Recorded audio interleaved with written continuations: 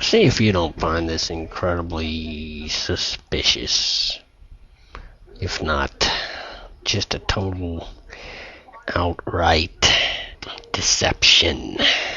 The other day, Congress dragged a bunch of big executives from all these big banks into some hearing room on Capitol Hill. They asked them for a show of hands of who came to Washington in their own corporate jet, whether it was corporately owned or whether it was chartered by the corporation. There was a show of hands. Somebody said, "Oh, everybody except the Goldman Sachs guy." I'm wondering, immediately a flag went up inside my head, spidey sense tingling. Familiarity that the one member of Congress who made the remark, recognizing that the Goldman Sachs guy was the only one who had not raised his hand. Then my suspicions were confirmed the very next day when on Rush Limbaugh's show, in a seemingly unrelated conversation, he mentioned that Goldman Sachs owns an aircraft manufacturing company. So that was, to me, quite duplicitous of the congressman and of the Goldman Sachs executive. I find it hard to believe that today was the first day that he and the Goldman Sachs guy had ever met, because something was just suspicious about the remark and the way he said it. Everybody raised their hands except the Goldman Sachs guy. The reason why it was suspicious to me was that it seemed there was something about Goldman Sachs that this congressman knew, that the Goldman Sachs guy knew that this question would be asked, and therefore the Goldman Sachs guy made sure that he did not fly there in order to make all the other corporate CEOs look like a bunch of greedy bastards.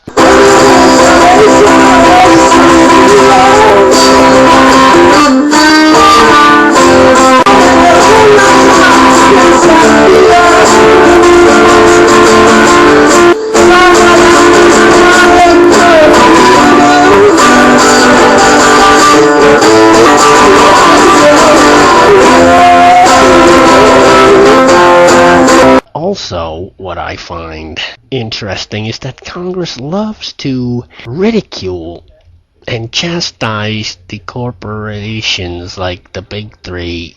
Congress forces them to get your butts down to Capitol Hill ASAP and become the victim of a TV lynching for us, where we can be the judge, jury, and executioner, and you will be the one who is in need of public humiliation. You step up to the gallows and be placed into handcuffs that we may wrap this rope around your neck.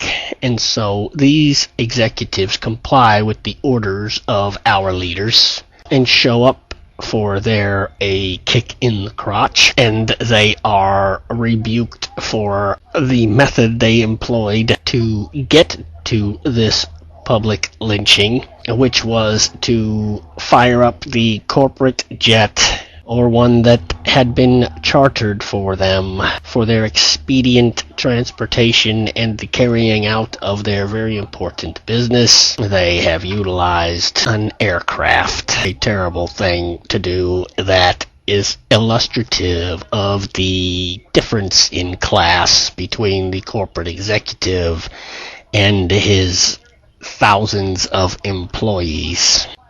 Never mind the fact that the man is running the company, and in order to keep the jobs for the thousands of other people, he has to do many important things and see many important people and make many important deals really fast and move a lot of money and maintain a cash flow, which requires him to be readily available to people around the world. A chartered company jet would be most helpful in helping him accomplish his mission. But, it's a useful tool of the government leaders in Congress to employ to keep the masses agitated and irritated with corporatism and capitalism in general, and keep in them a boiling sense of class envy.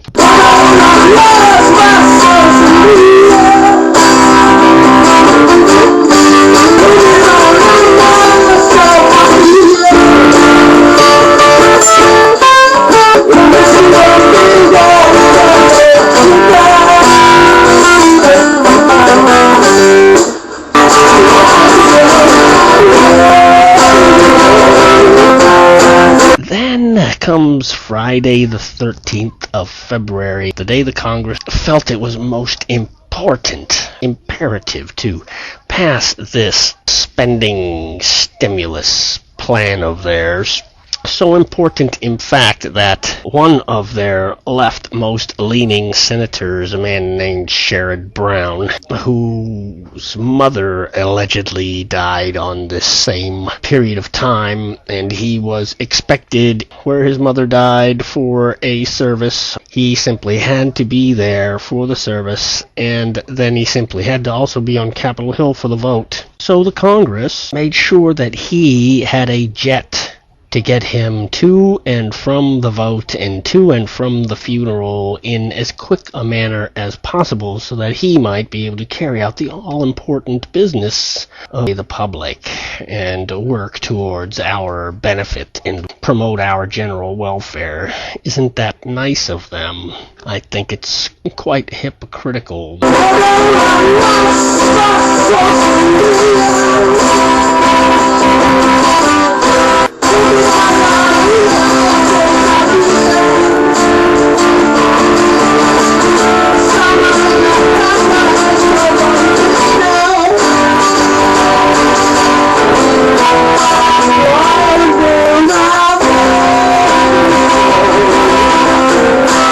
These self-important people, they do it ad nauseum. President's been flying around on campaign whistle stops for 2 weeks now, going to Elkhart, Indiana, and Fort Myers, Florida, and wherever Caterpillar Diesel's located in Illinois, and a couple of other places. It's no big deal for them to fly around it on your dime, but anybody else who does it is wrong.